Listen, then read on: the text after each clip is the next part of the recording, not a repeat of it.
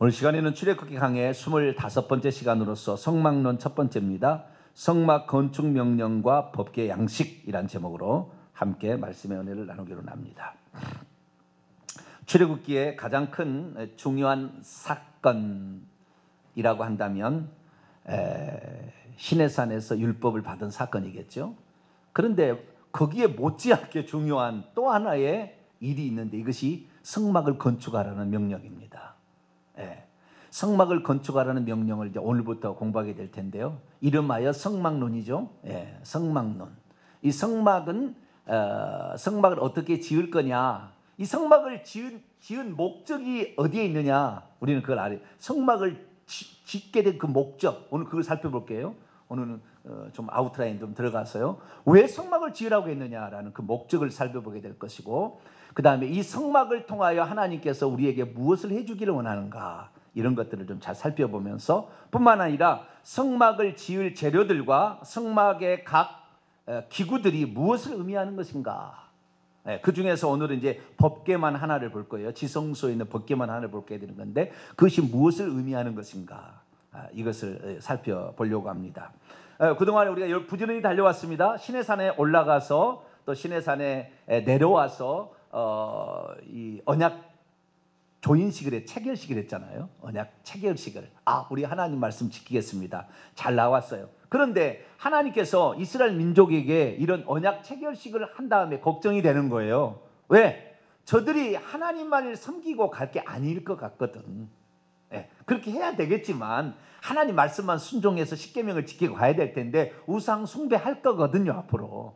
하나님은 뭘 모르시겠어요? 물론 인간을 신뢰하고 이렇게 가려고 하지만, 그러나 인간이 잘못되었을 때 그때 인간이 어떻게 될 거냐? 하나님께서는 반드시 죽여버린다고 했잖아요. 공의로우신 하나님께서 심판하시잖아요. 그래서 심판 앞에 섰을 때 인간이 결국에 어떻게 될 거냐? 큰일 났다 해서 이 십계명의 두 돌판을 준다고 모세를 불러 올렸습니다. 불러 올린 다음에 십계명의 두 돌판은 좀 이따 주고요, 다른 것을 보여준 거예요. 이것이 성막이에요. 그래서 이 십계명의 두 돌판을 만약에 받았을 때 하나님의 공의로우신 하나님의 심판이 임하게 되면 살아남을 자가 없을 것 같아서 살아남을 수 있는 방법을 하나님이 제시해 주고 싶었던 거죠. 그것이 성막입니다. 그래서 인간이 하나님의 율법 앞에 죄를 지었을 때 어떻게 죄 용서를 받고 살아남을 수 있을 것인가? 인간이 살 수 있는 그 처소, 살 수 있는 어떤 방법, 이것을 가르쳐 주려고 성막법을 제정한 거예요. 그러니까 이 성막법은 이스라엘 민족에 봤을 때는 상당히 복음이죠, 복음. 은혜입니다, 은혜. 왜? 그것이 없으면 결국 우리는 죽을 거니까. 그래서 하나님께서는 우리에게 이렇게 살아야 된다라는 법을 주셨지만 이 법대로 살 수 없는 인간의 약함을 아셨어요. 그래서 인간이 그 약함 가운데 혹시 넘어지게 되더라도 살 수 있는 방법이 뭐냐? 이것이다라고 하나님이 법을 정해놓은 거예요. 용서받을 수 있는 방법을 정해놓은 거예요. 제가 어렸을 때가 아니라 그 대학 들어가서 20살 정도에 어린이 전도회 가서 훈련을 제가 받았잖아요. 어린이 전도회 가서 5일 클럽인가 뭐 해가지고 훈련을 받았어요. 그 훈련을 받았는데 훈련을 받을 때 반드시 날마다 가서 전도를 해야 됩니다. 애들을. 그래서 애들을 놀이터에서 끌어모아가지고 교회에 데려와서 그 어떤 5일 클럽을 해야 돼요. 그런데 그 애들한테 물어보게 되면은 그 죄를 안 지었다는 거예요. 절대 죄 안 지었다고 해요. 그러면 한마디로 그냥 KOP 시킬 수 있어요. 왜냐하면 이렇게 뭐 얘기하는데 죄를 지으면 지옥 갈 것 같이 표현이 되고 있으니까 절대 죄 안 지었다고 그러는 거거든요. 그런데 한마디 딱 물어보면 애들은 그냥 죄 지었다고 해요. 뭔지 아세요? 간단해요. 엄마한테 물어볼까? 그러면은 바로 꼬리 내려버려. 바로. 아니, 한 가지 죄 지었어, 한 가지. 이제 안 지었다 할 수는 없고. 한 가지 죄를 지었다가 한 가지. 이제 한 가지 죄를 짓든 모든 죄를 짓든 죄를 짓게 되면 그 죄는 반드시 벌을 받아야 되는데 이 세상에는 감옥을 가지 않더라도 하늘나라에 가면 감옥이 있다. 하늘나라에 들어가기 전에 감옥에 들어가게 된다. 그것이 지옥이다. 이제 그렇게 설명을 해나가죠. 그래서 우리가 죄를 지었을 때에 그 죄를 용서받을 수 있는 방법이 없다고 한다면 큰일 나겠죠. 그래서 그 용서받을 수 있는 방법으로서 하나님은 성막이 필요한 겁니다. 성막이. 뿐만 아니라 다른 여러 가지 방법들이 있습니다. 그래서 오늘 이제 이 성막의 공부에 들어가도록 하겠습니다. 이 성막은 출애굽 25장부터 나오는데 큰 아웃라인 보게 되면 40장까지 나옵니다. 그래서 출애굽 후 2년 1월 1일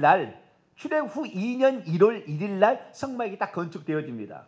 출애굽은 BC 1446년 1월 14일 날 유월절을 지키고 1월 15일 날 출발합니다. 람셋을 출발해서 와서 시내산까지 도착하는데 출애굽 후 3월 5일 날 시내산에 도착해요. 그리고 시내산 도착해서 지금 이제 일어난 사건인데, 시내산 도착해서 율법을 받게 되고 그 다음에 십계명의 두 돌판을 주려고 불려 올렸다가 하나님께서 성막을 가르쳐 주므로 너희들이 율법에 혹시 범죄한다 할지라도 요 법을 통해서 용서를 받아라 라고 이제 가르쳐 주죠. 그래서 이 성막법이 출애굽기 25장부터 있는데 중간에 율법을 가지고 내려왔어요. 이제 1차적으로 성막에 이렇게 지으라고 가르쳐 줬거든요. 성막의 제도를 가르쳐 줬는데, 그리고 십계명의 두 돌판을 줬어요. 그래서 두 돌판을 갖고 내려왔는데 벌써 그 틈에 우상 숭배하고 있는 거예요. 벌써 송아지 우상을 만들어 가지고 막 숭배 광란에 춤을 추고 난리가 나는 거예요. 그것이 이제 출애굽기 32장, 33장, 34장에 나와요.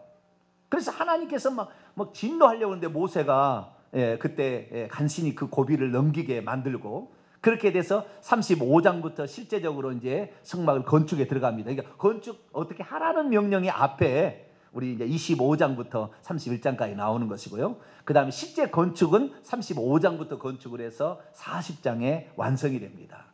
그래서 시내산에서 이 성막을 건축한 뒤에 이제 출애굽 후 2년 2월 20일 날 시내산을 출발합니다. 시내산을 이 텐트를 걷어서 출발하는 장면이 나오게 됩니다. 자, 그러면은 이 성막법도 성막법만 있는 게 아닙니다. 성막법만 있는 게 아니라 이 성막을 지은 목적이, 이 성막을 지은 사람의 죄를 용서하기 위한 목적이 아주 크다고 했지 않습니까? 사람의 죄를 용서받을 수 있는 방법이 하나 큰데, 이 성막의 죄를 용서하려면 여기에 필요한 사람이 대신 중보자로 들어가야 돼요. 이게 제사장입니다. 제사장이 사람이 죄를 지었을 때 그 어떻게 희생 제물을 바쳐서 용서를 할 수 있는지, 그래서 제사장이 들어가는데 이 제사장도 흠이 있는 사람들이기 때문에 이 사람들이 제사장으로서 일을 감당하려면 자기 허물을 감춰야 돼요. 제사를 드리고, 그리고 위임식 제사라고 합니다. 제사를 드려서 먼저 자신의 죄를 용서받으려고 하나님께 화해한 다음에 옷을 입는 거예요. 옷을. 그 제사장 복이에요. 일반 제사장들이 입는 복이 있고, 그 다음에 대제사장이 입는 에봇이 있습니다. 그래서 이 대제사장 의복을, 제사장 의복을 어떻게 만들 거냐도 나옵니다. 그래서 이제 좀 이따가 이제 살펴보겠지만, 이 성막의 기구를 만들라는 것이 25장, 27장까지 나오는 것이고요. 그 다음에 제사장의 의복을 만들라고 하는 제도가 28장에 나오고, 제사장 위임식을 어떻게 할 거냐 29장에 나옵니다. 그리고 30장에 가서 성막 기구 가운데 분향단과 향단, 또 관유, 향제조법 이런 것들이 그 다음에 31장에 부차적인 조금 더 나옵니다. 이렇게 해서 1차적으로 성막의 제도가 나오게 됩니다. 오늘 우리가 배우게 될 부분은 성막을 짓기 위한 재료를 먼저 확보하는 것과 두 번째로 이제 성막의 최초로 성막 기구 가운데 지어야 될 것이 법궤를 지으라고 해요. 뭘 지으라고 한다고요? 법궤. 증거궤라고도 하죠. 언약궤라고도 하는 이 법궤를 지으라고 하는 거. 그래서 이 법궤를 지으라 하는 부분까지 오늘 공부를 해보도록 하겠습니다. 자, 출애굽기 25장입니다. 자, 먼저 예물을 가져오게 합니다. 예물을 가져오게 하는데요. 그 예물을 어떻게 가져오라고 했을까? 25장 1절입니다. 여호와께서 모세에게 말씀하여 이르시되, 2절은 중요하니까 읽겠습니다. 시작. 이스라엘 자손에게 명령하여 내게 예물을 가져오라 하고 기쁜 마음으로 내는 자가 내게 바치는 모든 것을 너희는 받을지니라. 기쁜 마음으로 내는 자, 이게 기쁜 마음으로 내는 자를 원문에 지금은 자원하여, 스스로 원하여 이렇게 돼 있습니다. 예물을 가져오게 하는데요. 자, 하나님께서 이 성막을 지으라고 하는데 하나님이 좀 지어주면 안 되나요? 모세야 가만히 있거라. 너희는 기술이 좀 떨어지느니라. 내가 완벽하게 지을 수 있다. 조금 기다려봐라. 짠! 광야에 그냥 착 아름답게 성막에 탁 쓰면 얼마나 좋겠어. 그죠? 에? 그래야 되는데 하나님께서 그렇게 아니하고 우리한테 이 성막을 지으라고 했다 그 말. 성막을 지을 재료를 가져와서 성막을 지으라고 합니다. 우리 교회가 앞으로 잘 되어져서 만약에 교회 건물 하나를 성전을 짓는다고 한다면 여러분들이 헌금으로 지어야 될까요? 누군가가 기부자가 나타나서 우리 성도들 손대지 마. 내가 지어줄게. 라고 탁 지어줘서 우리가 쏙 들어가면 될까요? 대답이 없으시네. 딱 지어줄 테니까 여러분 가만히 아무 손도 대지 말고 여러분 와서 그냥 예배만 드리시오. 그러면 은혜가 될까요? 자기의 헌금이 들어가야 은혜가 될까요? 자기 헌금이 뭔가 좀 들어가야 된다니까요. 거기를 소중히 여기려면 남이 있는 거 그냥 거저 그냥 그 숟가락 하나 얹어가지고 이게 아니라 내가 헌신자가 돼야 되는 거예요. 이거 귀중히 여기려면. 하나님께서 이제 좀 이따 배우겠습니다만은 성막이라는 게 무엇인지, 성막의 그 의미가 뭐고, 그리고 이 성막을 왜 지으라고 했는지를 이제 좀 살펴보겠지만, 이 성막을 지을 때 하나님이 떡 지어놓고 와라 이렇게 한 게 아니라 너가 예물을 바쳐라. 바쳐진 예물을 가지고 그다음에 너희들이 이걸 또 지어라 이렇게 했다 그 말이에요. 그래서 우리가 하나님 앞에 여러분 어떤 사람이 하나님께 은혜를 받느냐면요, 하나님께 물질이나 몸으로나 많이 드린 사람이 은혜를 받아요. 이것은 체험해보면 아는 거예요. 많이 드릴수록 더 은혜가 됩니다. 많이 못 드리면 몰수록 은혜가 작아요. 그게 희한한 거예요. 그런데 여기에서 하나님께서 이 예물을 드리라고 했는데 예물의 내용이 6종류가 나와요. 6종류가 아주 비싼 것부터 해가지고 아주 비싸지 않는 것까지 이렇게 나옵니다. 자, 그러면 예물을 드리라는데 뭔 예물을 드려야 할걸 먼저 좀 살펴보죠. 3절부터 7절까지가 예물의 그 6가지 내용인데, 첫째, 받을 예물은 이러하니라 금과 은과 놋. 첫 번째는 금, 은, 놋, 금은 동을 바치라 이렇게 했고요. 두 번째는 시리입니다. 청색, 자색, 홍색, 하늘색과 자주색과 진홍색의 실과 가는 배실은 못입니다. 가는 배실, 이것은 흰색이 비싸게 나는 거예요. 그래서 청색, 자색, 홍색, 그 다음에 가는 배실 다 의미가 있어요. 나중에 다 배우게 될 겁니다. 이 실 종류를 바치라 했고, 세 번째 염소털, 붉은 물들인 수양의 가죽, 해달의 가죽, 이것은 성막에 덮개로 쓸 겁니다.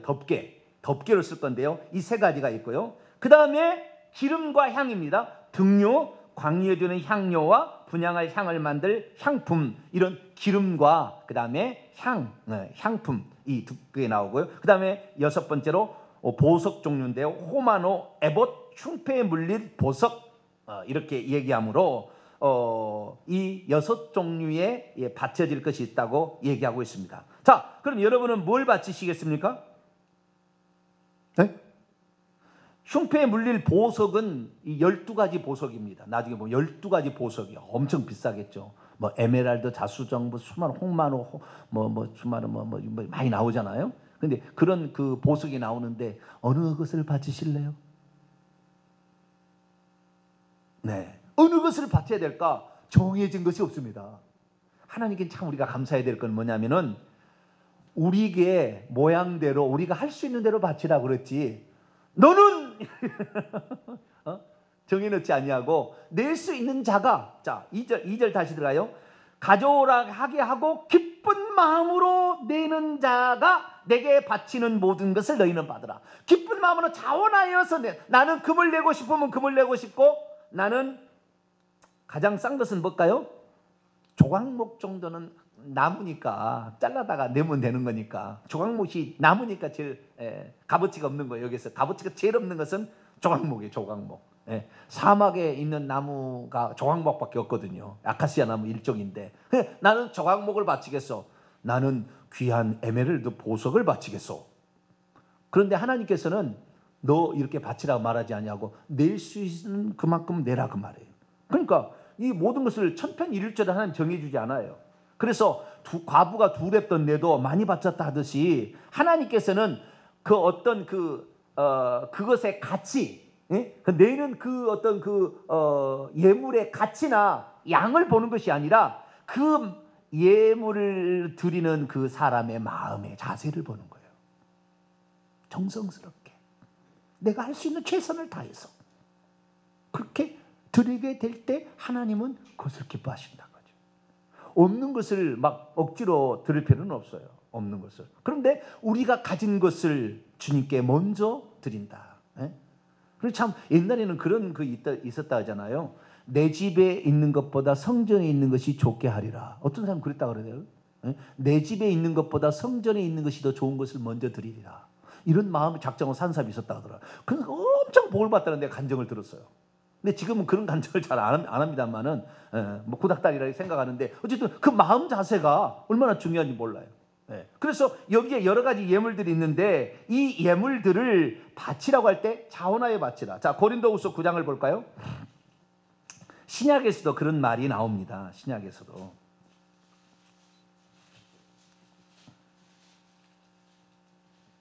(7절입니다) 고린도후서 9장 7절. 고린도후서 9장 7절입니다. 같이 읽습니다. 시작.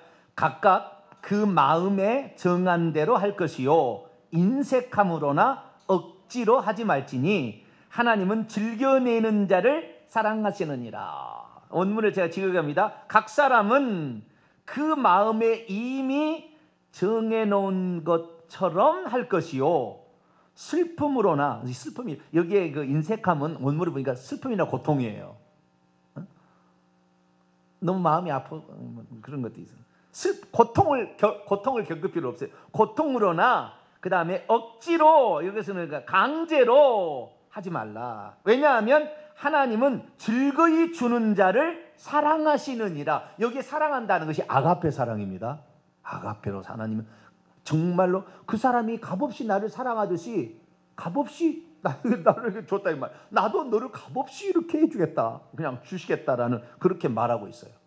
그래서 우리가 하나님께 바칠 때는 어떤 그것이 비싸냐 안 비싸냐, 많이 바쳤냐 적게 바쳤냐보다는 정성스럽게 바칠 수 있게 되기를 축원합니다. 항상 그 마음을 때려 최선을 다해서 바치는 아름다운 모습. 어떤 것은 고린도후서 8장에 보면 힘에 지나도록 자원하여 바친 사람도 있었다고 그래요. 근데 그것은 어쨌든 자기가 최선을 다했다는 그런 표현이겠죠. 그러나 어쨌든 어떤 것을 바치든 간에 양이나 가치보다는 내가 하나님께 정성스럽게 바치는 게 이 정도인가 생각하시고, 내가 이것이 내 믿음이다 이렇게 생각하시고, 주님 내가 이 믿음이 이것밖에 안 됩니다, 이런 마음으로 이것을 바치게 될 때 최선을 다해서 바치는 아름다운 모습이 있게 되는데, 그럴 수 있게 되기를 축원합니다. 그러면 하나님께서는 뭐 예물을 하나님이 주셨습니까? 막 내놓으라고 그러게? 하나님, 우리가 빚쟁이인가요? 하나님 여기서 내라고 했잖아요. 그렇죠? 네. 우리가 빚쟁이인가요? 자, 우리가 여기서 알아야 될 놀라운 사실은, 우리가 이 땅에 올 때 뭘 가지고 태어났습니까? 우리가 이 땅에 태어날 때 뭘 가지고 태어났나요? 그렇지 않죠. 좌우지간 내 것이 아니었는데 부모가 유산으로 물려주었던, 좌우지간 내가 벌게 되었던 간에 좌우지간 내 것에 있었던 건 아무것도 없었던 거예요. 그렇죠? 그러다가 내 것이 된 거거든요. 내 것이 되었으나 이 모든 것이 하나님으로부터 되었다는 것을 인정하는 자가 바칠 수 있는 겁니다. 그러니까 이 지금 이스라엘 백성에게 이걸 바치라 그러는데, 여러분이 광야에 지금 나왔다 그 말이에요. 그런데 이들이 생각해 보세요. 이들이 나올 때 어떻게 나왔습니까? 자, 출애굽기 12장 봐봐요. 출애굽기 12장 35절로 36절.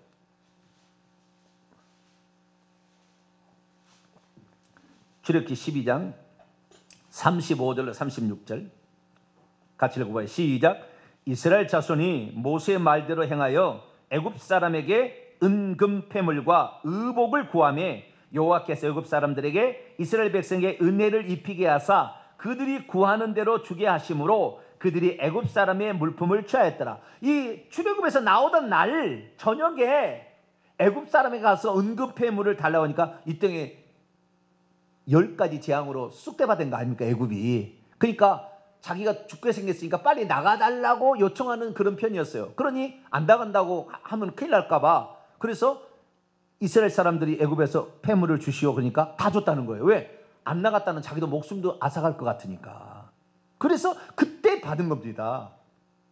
그래서 이 종소를 한 사람들이 뭔 보석이 있겠습니까? 그러나 이들이 종로를 하다가 나중에 나오게 될 때 애굽에 있는 모든 이 세상에, 애굽은 세상을 상대하는데 세상에 있는 것을 받은 거예요. 그럼 내가 이것을 관리자고 내가 이것은 청지기인 것이지 내 것이 아니다 그 말. 그러니까 원래 이것도 내 것이 아니었는데 나는 이 하나님께서 왜 모세에게 이 명령을 시키는지 나는 처음에 잘 이해를 못했거든요. 나중에 출애굽기 25장에 가서 알았어요. 출애굽기 공부하면서 과거에. 왜? 하나님께서 우리에게 물질을 주는 목적이 어디에 있느냐? 하나님 필요해서 줬다라는 걸 내가 나중에 알게 된 거예요. 어떤 사람은 물질을 더 많이 갖기도 하고 어떤 사람은 물질을 적게 갖기도 하는데 그 물질을 많이 갖게 한 이유는 하나님께서 언젠가 그것이 필요하기 때문에 우리에게 물질을 준 거예요.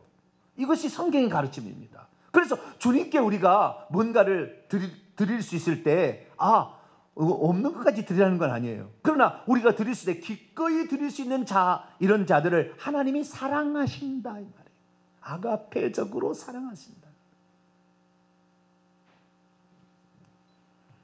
여러분, 우리에게 있어서 하나님께서 물질의 은혜를 주시면 물질로 섬길 수 있게 되기를 축원합니다. 나는 물질의 은혜가 없습니다. 나는 몸으로라도 드리겠. 그러면 안. 나는 기도라도 하겠습니다. 이 자세가 필요한 거예요.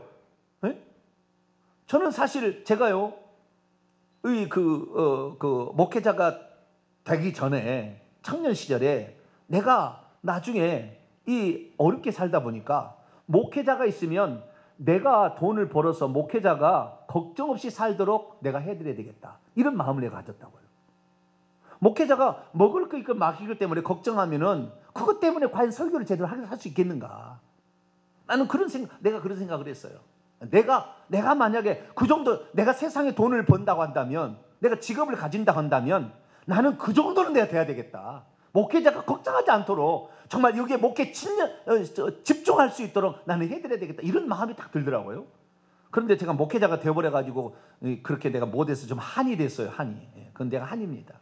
근데 어쩔 수 없고요. 그러나 그러나 목회자가 된 이상 나는 이 생각입니다. 전 세계에 어떤 자가 저의 설교를 들은다 할지라도 이 설교로서 천국까지 들어갈 수 있게 합당한 자로서 가장 확실하고 진리고 거짓이 하나도 들어가 있지 않는 불순물이 0.002% 들어가지 않는 순수한 그 말씀, 거짓으로 속여서 그냥 무마시키는 것이 아니라 진실로 그를 사랑해서 이 말씀을 들을 때 생명을 얻게 하는 그 말씀 내가 증거한다면 나는 이것으로 나는 보답한 거다. 나는 하나님이 부르신 목적이에요.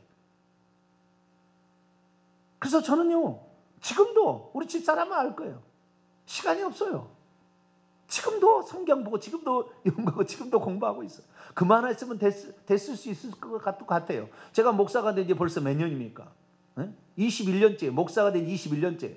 지금도 그치지 않았어요. 앞으로 더 잘할 것 같아요. 왜 그러느냐?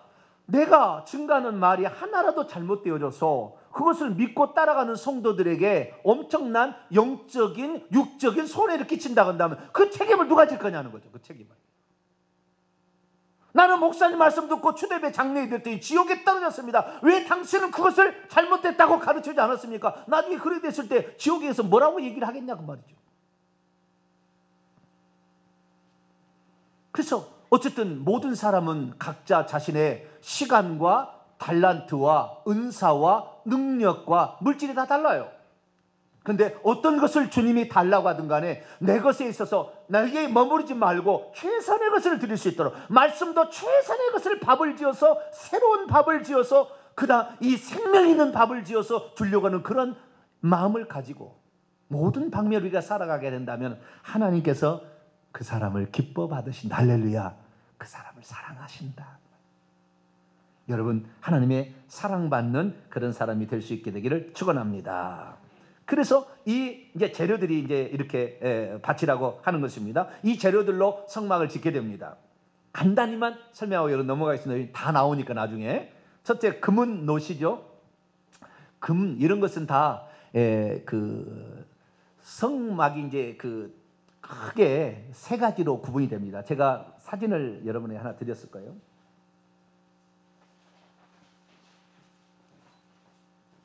예, 이런 거 있죠?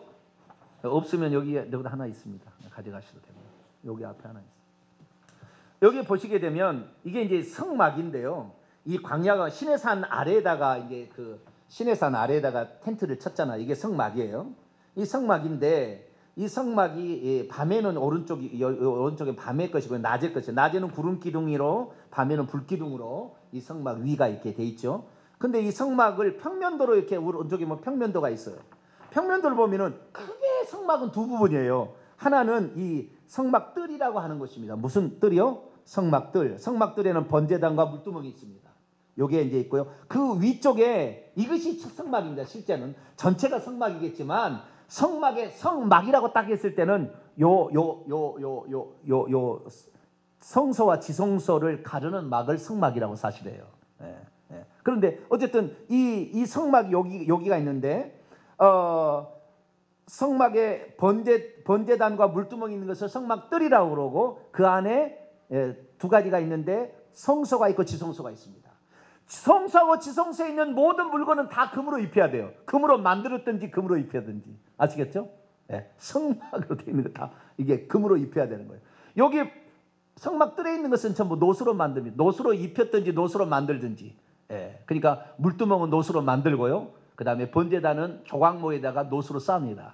예, 여기 안에 있는 성소나 지성소에 있는 물건은 예를 들어서 등대는 금으로 한 달란트를 쳐서 만드는 거, 금 자체로 만들고 나머지는 전부 다 조각못으로 만들어서 금을 입힙니다. 법계든 뭐 떡상이든 향단이든 다 그렇게 하는 거예요. 그래서 이렇게 그 다음에 동이 있고요. 은은 이 고리 가운데 갈고리 가운데 은이 있어요. 그래서 나중에 구속을 상징하는 건데 그것은 나중에 더 배우도록 합니다. 금은 노시 들어있고 그 다음에 청색, 차색, 홍색 실과 가는 배실. 이것은 이 텐트나 옷, 제상 입는 옷이나 또는 텐트에 관한 이 천 있죠. 이런 모든 것들은 금색, 청색, 자색, 홍색, 가는 배실로 이 네 가지 색상으로서 짜서 만듭니다. 짜서 이렇게 만들어요. 휘장도 그렇고요. 위에 치는 것도 있고 막 이런 거 있습니다. 그 다음에 이 성소와 지성소 이 성막이란 이 성막 위에를 덮는 덮개가 있어요. 이 덮개가 바로 염소털이 1차고 그 다음에 붉은 물들인 수양의 가죽이 2차고 세 번째는 해달의 가죽으로 덮습니다. 이건 덮개고요. 그 다음에 이제 등유, 그 다음에 향. 예, 등유는 이 성소에 들어가게 되면은 7금 촛대가 있는데 7금 촛대에 불을 밝히기 위한 기름을 이렇게 하려고 기름을 바치라고 한 것이고요. 그 다음에 향은 분향단에 가서 성소의 분향단에 향을 사를 때 그렇게 하는 것입니다. 그리고 호마노, 에봇, 이것은 제사장의 의복 가운데 들어갈 건데요. 그 다음에 흉패에 물린 보석도 이 가슴 판결 흉패라고 해서 12가지 보석이 들어갑니다. 이것은 제사장 에봇을 만들기 위한 7절은 제사장 에봇을 대제장과 제사장 그 의복을 만들기 위한 목적으로 이것을 내려갑니다. 그래서 여기에는 성막의 재료뿐만 아니라 성막에서 일할 일꾼들의 옷까지 다 만들 수 있는 것을 가져오라 이렇게 했다는 거예요. 그래서 그것을 내서 성막을 건축을 하게 됩니다. 자, 그러면 어떻게 건축을 하게 되었을까요? 그리고 성막이란 대체 무엇일까요? 8절 성막이 어떤 용도고 무엇 하는 장소인지를 성막이 8절과 9절에서 잘 얘기하고 있습니다. 자, 8절과 9절을 같이 읽어볼까요? 시작. 내가 그들 중에 거할 성소를 그들이 나를 위하여 짓되 물은 내가 내게 보이는 모양대로 장막을 짓고 기구들도 그 모양을 따라 지을지니라. 여기 보니까 내가 그들 중에 거처할 장소. 성막의 목적은 우리로 입장해 봤을 때는 죄 사함을 받기 위한 목적이 제일 큰 거예요. 왜? 하나님 율법 말씀에 우리는 죄가 아닌 사람이 없으니까 죽어 나가 떨어질 거니까 그 성막이 있어야 내가 살 수 있는 유일한 길이라. 그래서 성막은 우리가 죽지 않고 살 수 있도록 하기 위한 우리의 입장에서 볼 때는 그래요. 그러나 하나님의 입장에서는 어떻게 되느냐? 하나님이 거할 집이 마땅치 않았어요. 하나님의 거할 처소예요. 여기 성소라는 것은 거룩한 장소라는 뜻입니다. 하나님이 거하는 거룩한 장소, 이것이 성소고 성막이고 장막이고 나중에 증거막, 법막 막 이런 식으로 나옵니다. 그래서 그 어떤 용도가 어떤 용도에 따라서 그 성막을 부르냐에 따라서 어떤 데는 증거막, 어떤 사람은 법막, 어떤 때는 뭐 성막, 어떤 때는 성소, 어떤 때는 장막 예, 장막이라는 것은 텐트라는 거예요. 그냥 텐트. 예, 그런 의미예요. 장막을 친다 그러잖아요. 이 텐트. 그래서 텐트의 일종인데 이 텐트가 하나님이 들어갈 집이라 그러죠. 하나님이 들어갈 집이에요. 그런데 여러분 생각해 보세요. 하나님이 당신의 집을 지으라고 했을 때 대궐 같은 궁궐 같은 멋진 집을 지으라고 하는 것이 좋을까요? 그냥 텐트를 지으라고 하는 게 좋을까요? 여러분이 하나님이라고 입장을 해보세요. 네? 여러분 하나님 입장이라 한다면 대궐 같은 집을 다 멋지게 의리의리한 집을 지으라고 할까요? 그냥 텐트 좀 이렇게 지어라 이렇게 할까요? 네? 한번 그렇게 생각해 보시라고요. 그런데 조기문 사모님 물 좀 다시 한번 갖다 주세요. 저는 이 장면을 볼 때 하나님은 얼마나 우리의 눈높이를 맞춰 주시는가. 나중에 이 성막이 성전으로 바뀝니다. 성전으로 의리의리한 이 세상의 최고의 집을 솔로몬이 지어요. 처음으로 이제 성전을 짓게 되는 다윗이 지으려다가 피를 많이 흘려서 안 된다고 다윗이 지으려고 마음을 가졌어요. 나는 궁궐의 백향목 궁궐에서 나는 살고 있는데 하나님의 집을 팔로기는 휘장 가운데 하나님을 둔다는 것이 마음에 걸린 거예요. 다윗이. 이런 마음 여러분 갖게 되기를 축원합니다. 이런 마음을 가져야 하나님이 역시 사랑해요. 다윗이 내 마음에 합한 자라. 그게 나는 이렇게 좋게 지는데 하나님을 이렇게 생각했다는 거예요. 그래서 좋은 집을 지어드리리라 생각했어요. 근데 하나님께서 너는 피를 많이 흘려서 안 돼. 평화의 왕이 와야 된다. 솔로몬 샬롬은 평화의 왕이 와서 걸쳐야 된다서 솔로몬이 짓겠는데 솔로몬이 의리의리한 세상에 이런 집은 둘도 없습니다. 아직까지 존재하지 않는 집이에요. 이 정도 이렇게 멋진 집은 지금까지 존재하지 않았어요. 수백 톤의 금을 발랐어요. 아예 발라가지고 어마어마하게 짓습니다. 그런데 하나님께서 처음부터 그렇게 지으라고 할 것이지 처음부터 그렇게 하지 아니하고 그냥 텐트를 지어라. 텐트라는 것은요 이동하기 위한 이동용 집이에요. 그렇죠? 네? 텐트는 이동용 집이라고요. 영원토록 거기서 살 것이 아닌 거예요. 잠시 임시적인 거예요. 그래서 하나님께서는 아직 젖과 꿀이는 가나안 땅에 도착하기 전이니까 지금 광야에 있는데 그런 집을 지어서는 낭비가 되는 줄 알았다 그 말이에요. 그래서 빨리 뜯고 빨리 이동할 수 있는 텐트 이동용 집을 짓게 한 거예요. 욕심 많은 하나님이었다면 집을 지어라. 또 다르면 또 지어라. 이렇게 했을 텐데 하나님은 그렇지 않았어요. 하나님은 우리의 형편을 너무나 잘 아시는 눈높이를 맞춰주신다니까요. 그래서 이 텐트를 지어라 한 거예요. 그래서 이 텐트를 짓게 되는데 이 텐트를 지은 것이 목적이 뭐냐면 내가 너희와 함께 거할 집이다. 이게 첫 번째 목이 하나님의 거처로서 이 땅의 장소를 지은 것이 성막이었다. 그래서 거룩한 장소, 성소라고 성막을 일컫는다라는 사실을 우리는 확인할 수가 있겠습니다. 자, 그러면 하나님께서 여기에 거하는 것이 왜 그러느냐? 자, 구약 더 앞으로 넘어가 보겠습니다. 이스라엘 민족이 모세에게 하나님이 나타나기 전까지 약 430년 동안 애굽에 있을 때 하나님이 나타났어요, 안 나타났어요? 기록이 없으니까 나타났는지 안 나타났는지 알 수는 없으나 안 나타난 것 같아요. 제가 볼 때는 안 나타난 것 같아요. 왜? 기록이 없어요. 그 전에는 어디가 있느냐? 이 야곱이 70명의 가족을 데리고 애굽으로 들어갈 때까지 야곱에게는 나타났어. 창세기 보니까 야곱에게는 하나님이 야곱아 이렇게 해가지고 나타나. 야곱 이전에는 이삭, 그의 아버지 이삭아 이렇게 나타난다. 이삭 이전에는 아브라함아 이렇게 아브라함이 나타났다 이 말. 그런데 하나님이 어디 계세요? 하나님 어디 계시죠? 그러니까 하나님 어디 계시냐 이 말. 하나님이 어디 계시는지 모르죠. 왜? 영이시니까 보이지도 않으니까. 그래서 아브라함도 하나님이 당신에게 말씀하실 때까지 기다릴 수밖에 없었다고요. 하나님이 와서 나를 찾지 않는 한 내가 하나님을 만날 수 있는 장소, 구약시대 아브라함 시대에 내가 살았다 그러면 하나님 내가 외친다고 해서 하나님이 나를 만나주는 게 아니에요. 하나님이 와서 만나야 만나줄 수 있었다고요. 그런데 그렇게 하나님을 정말 진짜 우리가 너무 위험합니다. 하나님 우리를 지켜주셔야 됩니다. 뭐 하나님 외쳐 하나님 들은 것 같지도 않고 뭐 이러면 돼. 응?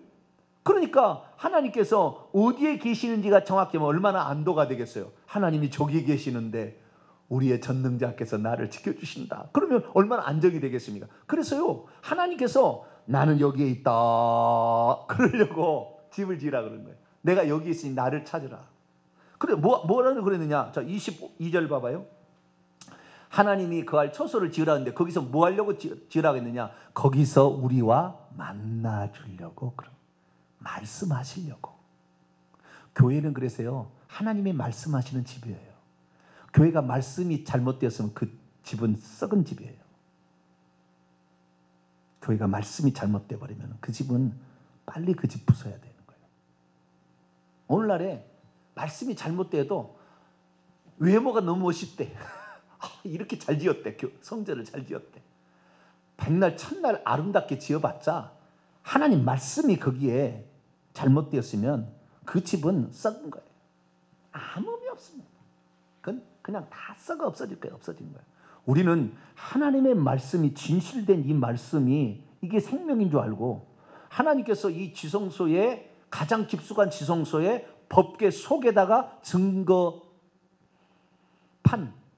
십계명이 두 돌판 말씀을 집어넣으라는 게 뭐가 있냐? 가장 중요한, 가장 귀한 것을 거기에 모셔야 됩니다. 그래서 우리는 무엇보다도 하나님 말씀을 가장 귀한 것으로 여기시게 되기를 축원합니다. 말씀이 여기 계심에 우리가 누게로 가오리까? 다른 사람이 먹을 것 때문에 따라와서 내가 뭐 영적인 얘기를 하니까 다 도망갔어요. 저 사람 말이 어렵도다. 제자들이 물어서 너희도 가려느냐? 영생의 말씀이 여기 계시오매 우리가 누게로 가오리. 할렐루야. 우리가 말씀이 있는 곳에 이것이 하나님이 있는 것이지 건물이 위대한 곳에 하나님이 있는 게 아니라. 그래서 하나님께서는 뭐 하느냐? 거기서 만나서 말씀하시려고. 22절입니다. 읽습니다. 시작. 거기서 내가 너와 만나고 속죄소 이 곧 증거궤 위에 있는 두 그룹 사이에서 내가 이스라엘 자손을 위하여 내게 명령할 모든 일을 내게 이르리라. 이제 모세가, 예전에는 모세도 하나님이 찾아올 때까지 기다릴 수밖에 없어. 모세가 하나님 부른다니 하나님 만나준 게 아니에요. 하나님이 와서 모세야 그래야 만날 수 있었다 그 말이에요. 그런데 이제는 어떻게 해요? 모세가 하나님 만나려면 어디로 가면 돼요?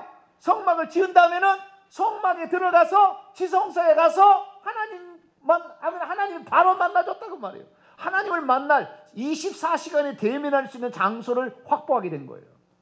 인간에게는 얼마나 안도가 되겠죠, 그죠? 아까 제가 그랬죠? 성막을 왜 지으라 했느냐? 죄인이 용서받을 수 있는 장소, 죄인이 용서받을 수 있는 유일한 장소, 이것이 성막의, 우리 죄인의 입장에서는 그렇지만 하나님 입장에서는 언제나 너희와 임마누엘 하겠다라는 표시. 그래서 너희에게 말씀으로 너희를 이끄시겠다는 그런 장소이기 때문에 우리가 성전에서 가장 중요하게 될 것은 말씀을 중요하게 해야 되고, 말씀하시는 이 말씀이 곧 하나님이라. 요한복음 1장 1절 태초에 말씀이, 이 말씀이 하나님과 함께 계셨으니 이 말씀은 곧 하나님이라.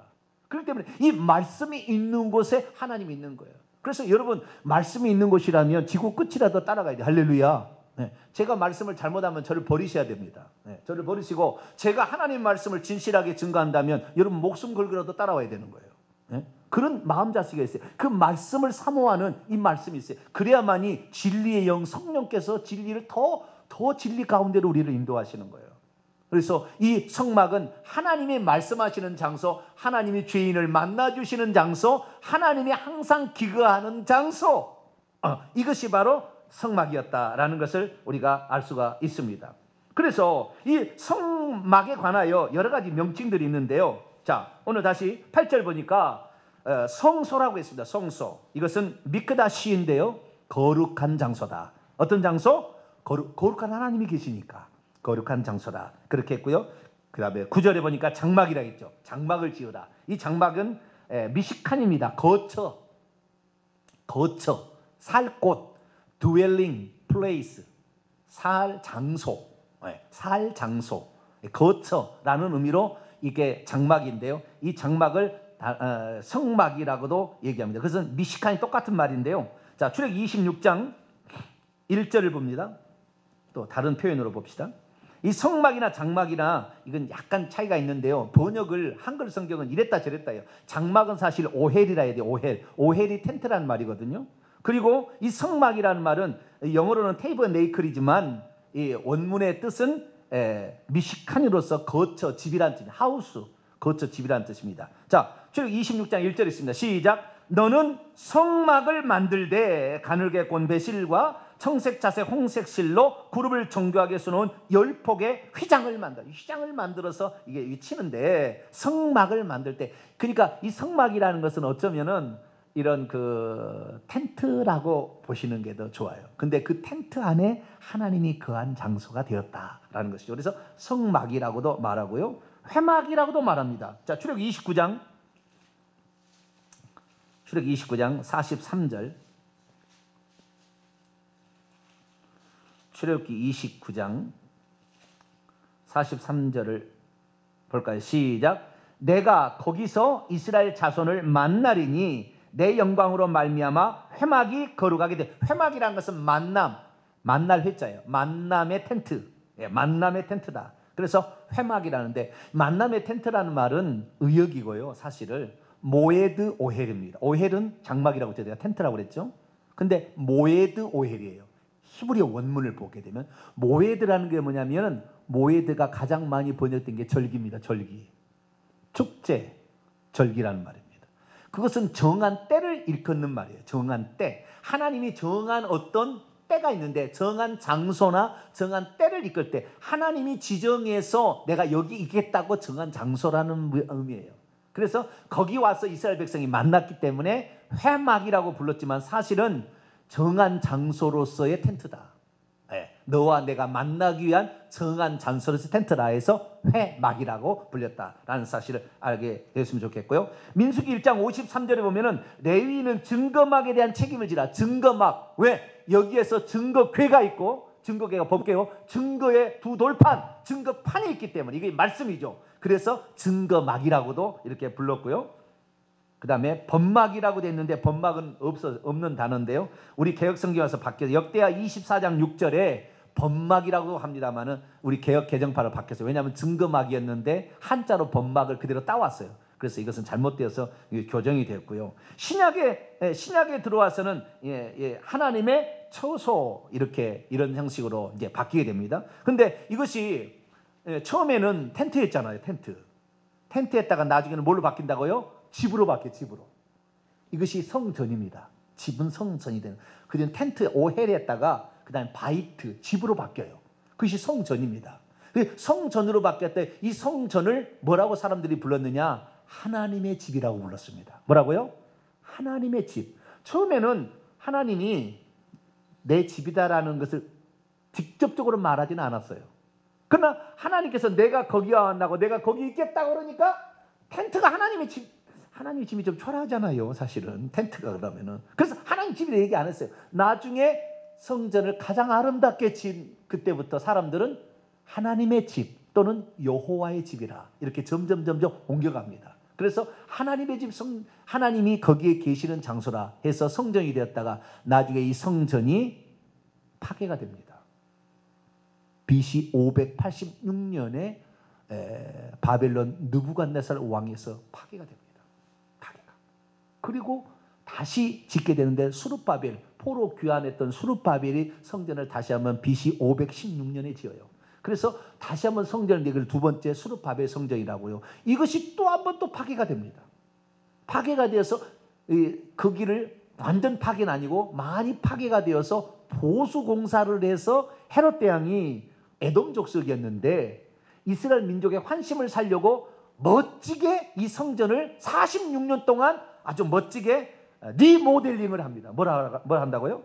오늘날로 리모델링을 해. 예, 그 두 번째 수르바벨 성전에 허물어진 것을 멋지게 만들어가지고 리모델링한 것을 헤롯 성전이라는데, 이것이 두 번째 성전이죠. 두 번째 성전이 개축가 해서 세 번째 성전이라고도 말하기도 할 수 있지만 두 번째 성전의 완성품입니다. 이것이 예수님 당시에도 지어지고 있었어요. 예수님 당시도 지어지고 있었어요. 그런데 이 성전에 가장 중요한 것이 뭡니까? 법궤예요. 법궤. 왜? 법궤의 속죄소 위에서 하나님이 만든다고 했습니까? 그리고 법궤 안에 말씀이 들어있으니까.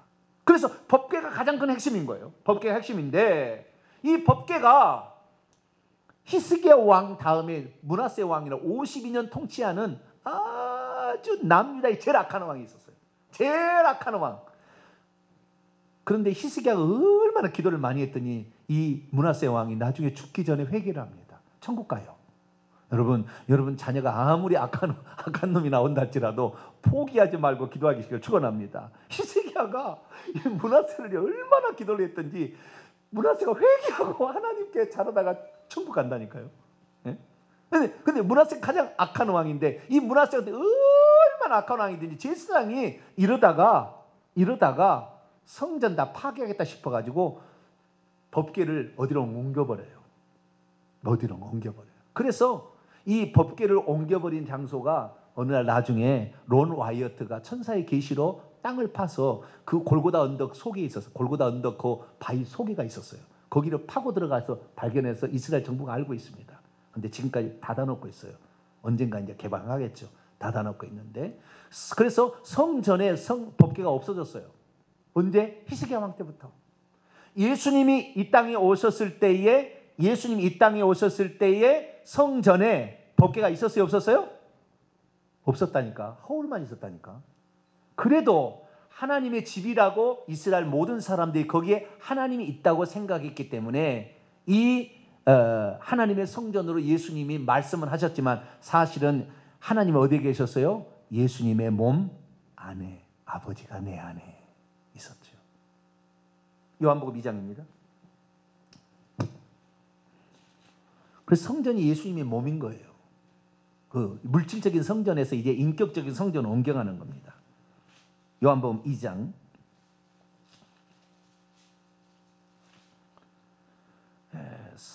성전을 헐라. 어디가 나옵니까?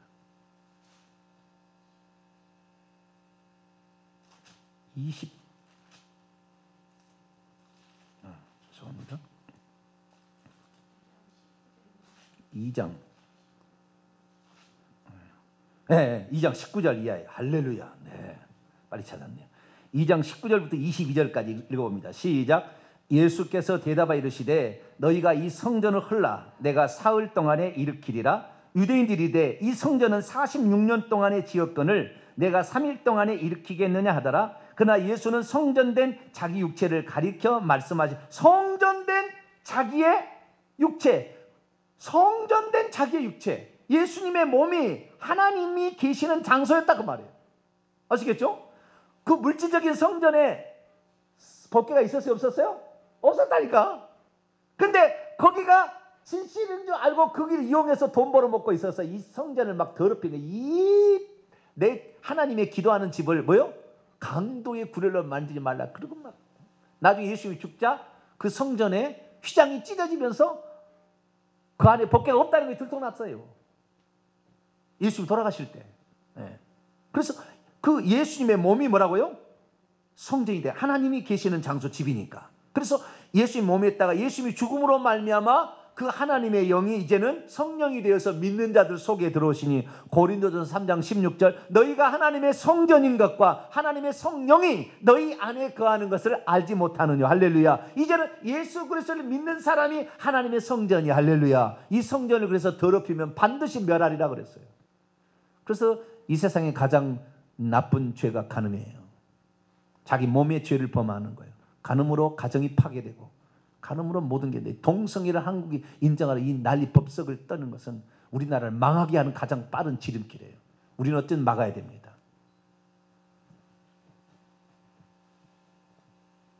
그래서 하나님께서 이 성전은 이런 의미로 하나님의 집이다. 결국 이것이 예수님의 몸이었고 이것이 오늘날 교회로까지 발전해 갔다는 사실을 우리가 알고 이 몸이 하나님이 나하고 만나는 장소인데 여기다가 굴뚝연기를 막 담배를 확 피워서 굴뚝연기를 만들어야 되겠죠. 에? 여기다 막 술을 막 쳐넣어가지고 막 니나노 닐리리야 그렇게 살아야 되겠죠. 대답이 없으시네. 예. 우리 남자들은 좀 찔릴 수 있어요. 예. 코를 굴뚝연기로 만들고 날마다 여기다 하나님의 성전을 뭘로 만드는 거예요 지금?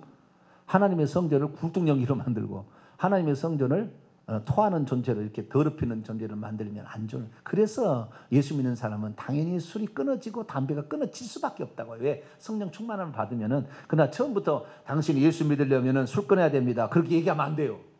그러면은 처음부터 그런 사람이 어디 있어요? 당신이 예수 믿으려면 담배 끊어야 된다고. 그렇게 얘기하지 마세요. 교회 와서 성령을 경험하고 성령이 충만케 되면 자동으로 없어질 거니까 그거를 너무 걱정하지 마. 처음부터 교회 나오면 11절 그러면 안 나와야지 이 사람은. 그 얘기 절대 하지 마라. 그 얘기는 처음에. 나중에 그것은 자기가 깨달으면은 그렇게 된 줄 알아요. 그래서 우리는 우리의 몸을 거룩하게 이렇게 잘 이렇게 만들어가길 바랍니다. 다시 출애굽기 25장 9절입니다. 그런데 어떻게 지으라겠느냐? 자, 이제 재료는 이 백성부터 가져오게 했어요. 그 다음에 어떻게 짓느냐? 짓는 것은 하나님이 설계도를 다 보여줍니다. 뭘 보여준다고요? 설계도를 보여줘요. 모양을 다 가르쳐줍니다. 9절, 물은 내가 내게 보이는 그 식양대로 장막을 짓고 기구들까지도 그 모양을 따라 내가 너에게 보여준 대로 지으라.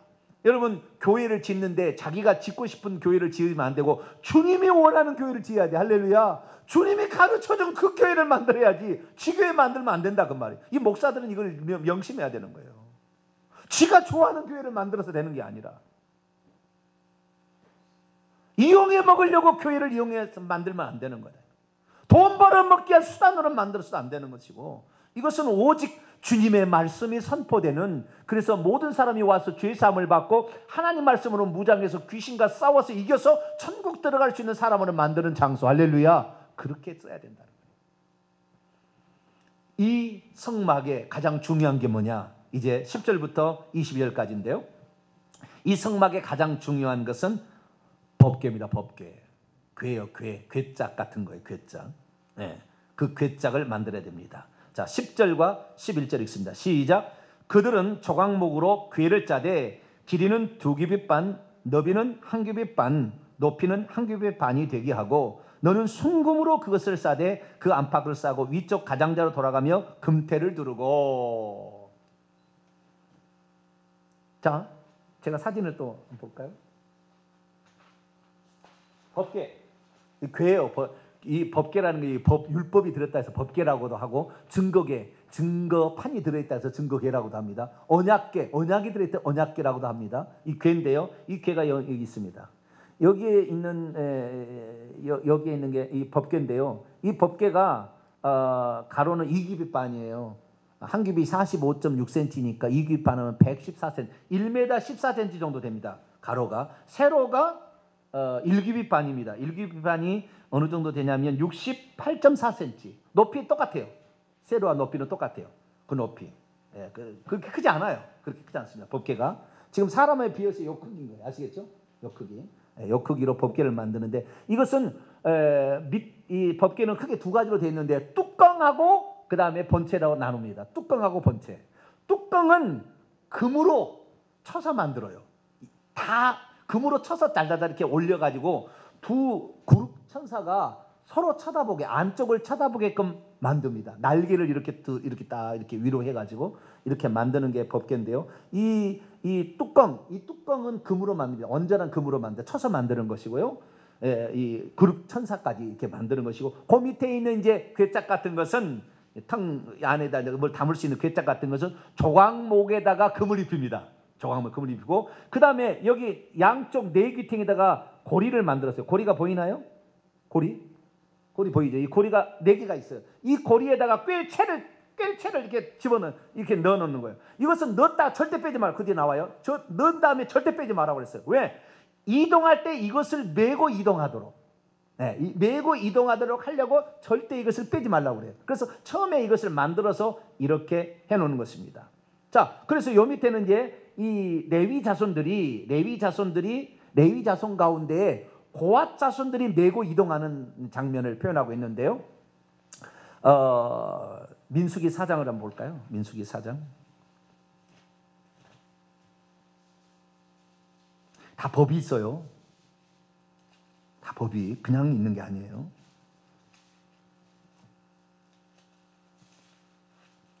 민수기 4장 15절입니다. 민수기 4장 15절 읽습니다. 시작. 진영을 떠날 때에 아론과 그의 아들들이 성소와 성소의 모든 기구 덮는 일을 마치거든 고앗 자손들이 와서 맬 것이니라. 그러나 성물은 만지지 말라. 그들이 죽으리라. 회막 물건 중에서 이것은 고앗 자손이 맬 것이며. 자, 이게 왜 매야 된다는 말이 나오냐면 하나님께서 이스라엘 백성을 시내산에서 최초로 성막을 짓게 한 다음에 42번 이사를 갑니다. 몇 번이요? 42번 이사를 간 다음에 가나안 땅에 들어가요. 이게 민수기 33장에 나와요. 42번을 이동해 가지고 텐트를 42번을 뜯었다 지었다 이렇게 했다는 거예요. 텐트를. 그런데 42번을 이동하는데 이동을 해야 되잖아요. 이동을 해야 되는데 하나님이 계시는 이 거룩한 가장 거룩한 어떤 기구는 이 법궤인데 이 법궤를 함부로 사람이 만지지 못하라고 했어요. 하나님이 계시는 것을 함부로 만지지 말도록 하기 위해서 아무나 오직 만질 수 있는 것은 아론과 그의 아들들 대제사장만 만들 수 있도록 해놨다고요. 누구만 만질 수 있도록 해놨다고요? 대제사장만 만질 수 있도록 허용이 됐고, 언제 만지느냐고 함부로 만지는 게 아니고 이동할 때에 만진 것도 아니고 이동할 때에 천을 갖다가 덮는 일을 아론과 그의 아들들이 했습니다. 그 중에서 담당자가 엘르아살입니다. 엘르아살이 이 담당이에요. 그래서 여기다가 이 성막에 있는 법궤, 그 다음에 분향단, 그 다음에 무슨 7금 등대, 그 다음에 떡상, 나중에 번제단까지 다 천으로 먼저 덮습니다. 천으로 덮게 되면 이 천으로 덮게 되면 이 고앗 자손, 레위인 가운데 고앗 자손들이 이 그 꿰체 그분을 딱 천으로 바퀴를 타봐가지고, 여기는 지금 그냥 이렇게 가는데 이렇게 가는 것은 거짓말이에요. 이렇게 가는 일이 없어요. 천으로 다 쌓아요. 완전히 안 보이게 완전 싼 다음에 이게 설명하려고 됐겠죠. 거기다가 이제 그 천을 잡아요. 천을 이렇게 꿰체를 잡고 어깨를 메고 이렇게 가는 것입니다. 그래서 하나님의 것을 거룩한 것을 함부로 만지거나 함부로 말하지 못하도록 만든 거예요. 여러분, 거룩한 것을 천하게 만들면 안 돼요. 하나님의 말씀은 이 세상 가장 거룩한 거예요. 할렐루야. 이 말씀을 너무 쉽게 하지 마세요. 하셔야 돼요. 이거 쉽게 하면 안 돼요.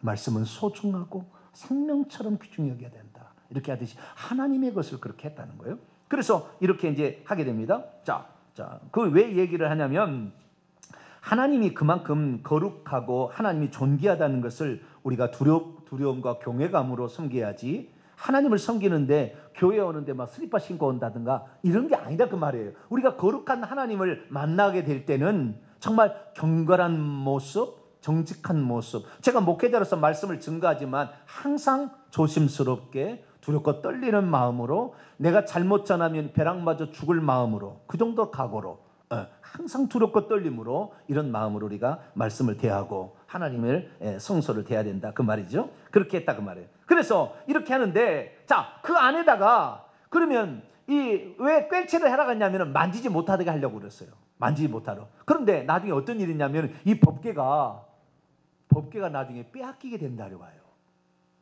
법궤가. 네.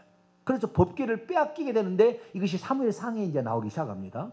법궤가 실로에 있다가 나중에 이제 가나안 땅에 들어가서 법궤가 있는데 실로에 있다가 법궤를 전쟁터에 이 그 엘리 제사장의 두 아들들이 전쟁터 이거 갖고 갔다가 빼앗겨 버립니다. 그러다 나중에 법궤를 되찾아오는데 아비나답의 집에 70년 동안 있다가 나중에 다윗이 왕이 되어서 그 법궤를 자기의 성전 옆으로 이동하게 되는데, 그때에 그 아비나답의 두 아들들이 있었는데 우사라는 아들이 있었어요. 아요 말고 우사라는 아들이 있었는데 이것이 이동할 때 그 고앗 자손들입니다. 그래서 어떻게 이동을 해야 된다고요? 보자기로 싼 다음에 안 만지고 꿰체만 들고 이동을 했어야 되는데 그러지 아니하고 이것을 잘 모시겠다고 새 수레를 준비했어요. 송아지에다가 새 수레를 준비해가지고 여기다 잘 모셔야 된다고 거기다가 어쨌든 뭐 텐트를 쌌을 거예요. 그래가지고 거기다 자 이렇게 놔뒀어요. 그런데 이 수레가 가다가 덜컹 하는 바람에 이것이 그냥 이 법궤가 쑥 한쪽으로 기울으니까 이 우사가 올라가서 손으로 댄 거예요. 즉사해서 죽어버렸어요. 즉사해서. 그래서 우리가 여기서 우리가 이런 걸 이제 사무엘하 6장에 보면 이게 나오는 이야기인데요. 이런 얘기를 우리가 듣고 보면은 우리가 뭘 또 준비해야 되냐면 우리가 내용도 중요하지만 어떤 형식도 조심할 필요가 있겠구나. 제가 뭐 이렇게 설교하는데 오늘날 제가 설교하는데 오늘날에는 가운을 안 입잖아요. 그죠? 그런데 가운 안 입고 구약 시대는 이런 예복 안 입고 제사 드린 적이 없다고요. 지금은 그런데 나는 이를 아무래도 목사가 됐다고 해서 가운은 안 입는다 할지라도 청바지 입고 올라오는 건 아니다라는 생각이 들어요. 하나님을 하찮게 여기는 것이 되는 것 같아요. 물론 매번 가운을 입어야 되겠지만 그러나 가운만 입으면 너무 또 자기가 또 목이 무거워져. 그러면 가운 입으면 또 이제 목이 무거워져. 그래서 이것 저것도 뭐 우리가 그냥 마음 자체는 항상 그 마음을 지녀야 된다 그 말이에요. 그런데 아무리 그렇다 할지라도 청바지를 입고 티셔츠를 입고 나서 설교하는 거 이것이 망하게 진 징조예요. 징조 내가 봤을 때. 우리는 어느 정도 형식을 갖춰야 됩니다. 형식이 잘못되었음을 책망한 거거든요. 그것이 우사 사건이. 그래서 우리가 하나님께 나올 때는 형식도 항상 조심하고 하나님 앞에 내용도 중요하지만 어느 정도 형식은 우리가 갖추는 게 좋겠다. 그런 것을 알 수가 있습니다. 그럼 그 안에 뭘 뒀느냐? 자, 25장 16절입니다. 그 안에 뭘 뒀느냐? 16절 시작. 내가 내게 줄 증거판을 궤 속에 넣으라. 그래서 증거궤라고도 합니다. 증거판이 뭐예요? 이제 주려고 그거 만들어 주려고 모세를 올렸다가 올린 다음에 성막부터 보여주고 증거판을 주어서 내려보냅니다. 아시겠죠? 그러니까 증거판은 10계명이 기록된 두 돌판이야. 1계명부터 4계명과 5계명부터 10계명. 하나님 계명, 인간 계명이 들은 두 돌판의 증거판입니다. 이 증거판을 그 속에 집어넣으라고. 그러니까 이 이스라엘 민족의 성막은 처음에는 번제단, 물두멍 지나서 성소 휘장을 지나서 일곱 금 촛대, 분향단, 떡상, 다시 둘째 장을 지나서 법궤 안에 뚜껑을 열면 그 안에 뭐가 있어요? 증거판이 있다. 가장 깊숙한 곳에 뭐가 들었어요? 증거판이 들어있어요. 증거판은 하나님의 말씀 10계명입니다. 10계명을 무시하고 안 지킨 사람 지옥 갈 거예요. 이게 가장 중요한 거예요. 말씀이 중요한 거예요. 우리는 이 가장 깊숙한 곳에 감추었던 만나를 준다. 이게 바로 뭡니까? 그 나중에 법궤에다가 이 증거판만 처음에 넣으라 했다. 나중에는 만나도 집어넣으라고, 아론의 쌍난 지팡이도 집어넣으라고 그러잖아요. 나중에. 그렇죠? 어떤 기념품인데요. 만나, 하나님 먹을 양식, 하나님 말씀, 이것이 아주 귀중하다. 그래서 이런 말씀들을 우리가 소중히 여기고 이렇게 나가야 된다는 것을 여기에서 말해주고 있죠. 그리고 그 다음에 속죄소가 나오는데요. 시간이 다 되어서 속죄소는 다음 주에 이어서 속죄소 아주 중요한 건데요. 이 속죄소가 너무 중요한 건데 속죄소는 다음 주에 하도록 하겠습니다. 여기까지 하겠습니다. 기도하겠습니다. 거룩하신 하나님 감사합니다. 오늘 하나님께서 사람이 하나님과